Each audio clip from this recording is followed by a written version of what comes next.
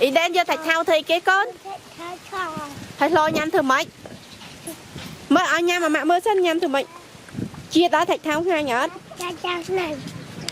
tất cả rồi ừ.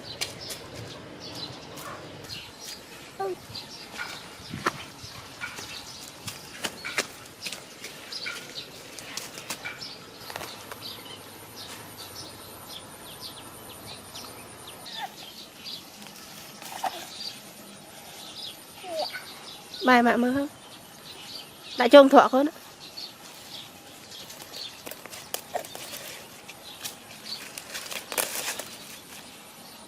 Ấy. Dạ. Ôi, ấy cơ mà. Ừ. Đúng nè. Chặt. Oh, I know.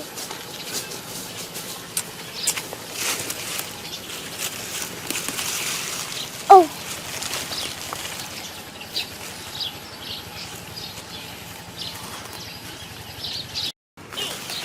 Oh, man.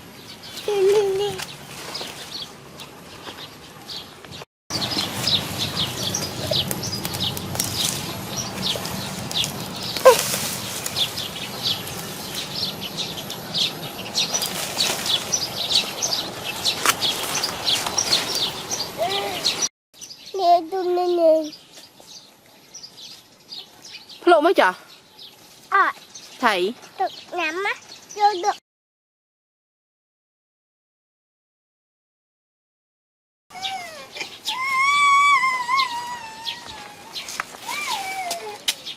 Bài mẹ mơ bốc gì mà? Mấy đi. Không mà.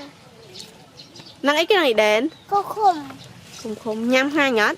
Ngay. Cô nhắm thử mấy.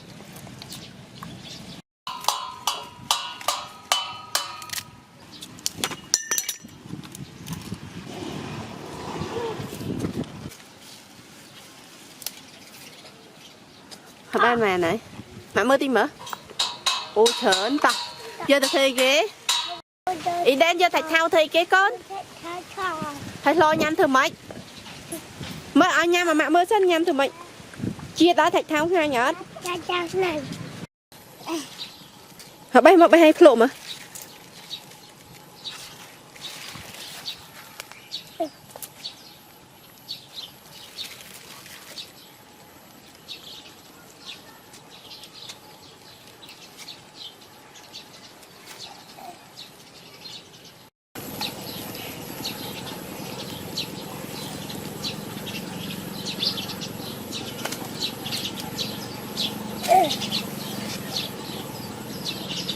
Mẹ. Anh ai? Anh em phải ai mẹ mơ đi xin. Nhẹ lan tỏa. Hợp bài anh em phải ai mẹ mơ bây giờ. Anh em mùi. Nó phải ai mà. Này. Họ lộ mẹ mơ xin phải ai mà chứ. Mẹ sợ mở. Chị đây là chị lộ rồi. Mẹ chết sợ. Chú á. Mấy chú nào?